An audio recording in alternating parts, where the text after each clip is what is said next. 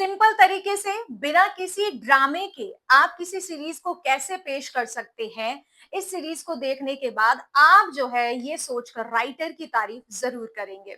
मैंने देख ली है क्रिमिनल जस्टिस सीजन 4, जिसके आए हैं अभी तक 3 ही एपिसोड और ये 29 मई को मिडनाइट ही रिलीज कर दिया गया। तो सुबह सुबह भाई नाश्ते के दौरान मैंने इस सीरीज का आनंद लिया। अच्छी चीज ये थी कि आप एक एपिसोड देखते हो तो दूसरा मन करता है, दूसरा देखते हो तो तीसरा मन करता है, यानी कि आपको ये सीरीज बांधे रखती है।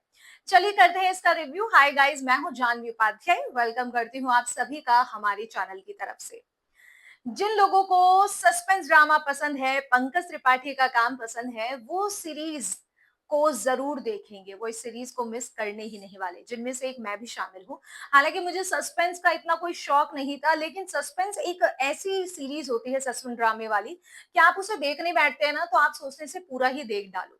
तो क्योंकि यहाँ पर पहले एपिसोड में ही ये दिखा दिया गया कि जिशान अयूब की एक्स वाइफ जो होती है सुरवीन होती है, और जो नर्स होती है वो होती है गर्लफ्रेंड।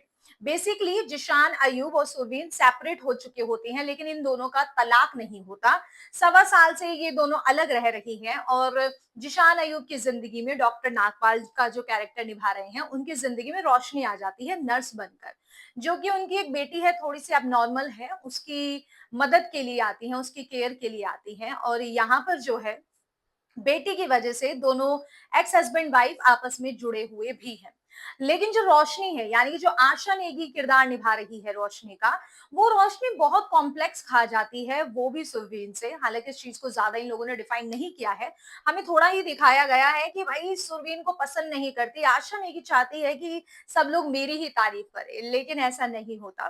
तो कुछ ऐसी ऐसी चीजें दिखाई है इन्होंने जो कि आपको बांधे रखती है। लेकिन सबसे बड़ी चीज जो कि आप पूरी सीरीज से बंधे रहते हो वो ये होता है कि रोशनी का मर्डर आखिरकार किसने किया, रोशनी को किसने मारा। तो ये पूरी सीरीज कवर करती हुई दिखाई देगी। यही एक मेन तगड़ा सस्पेंस आपको इस सीरीज में देखने को भी मिलेगा। अब बात करती हूँ एक्टिंग की।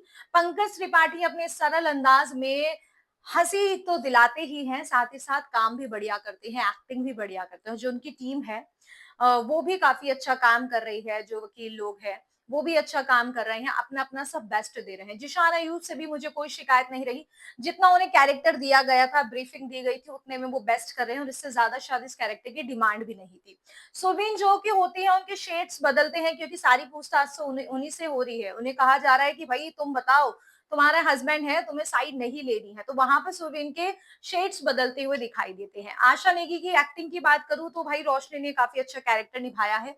हालांकि सीन उनका छोटा दिखाते हैं, लेकिन फ्लैशबैक में भी उनके कुछ सीन्स होते हैं, तो वहां पर भी आशा नेगी अपना बेस्ट देती हुई दिखाई दे रही है। तो कुल मिलाकर क्रिमिनल जस्टिस सीजन 4 एक ऐसी वेब सीरीज है जो कि आपको बांधे रखती है।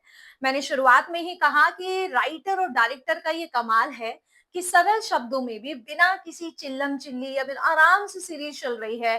कोई जबरदस्ती की खींचतान नहीं है, कुछ जबरदस्ती का डाला नहीं गया है, सब कुछ आपको परफेक्ट लगता है और आप इस पूरी सीरीज का जितने भी मतलब एपिसोड्स आए हैं उसका आनंद लेते हैं और थर्सडे को अगले एपिसोड्स आएंगे उसका भी आनंद लेंगे।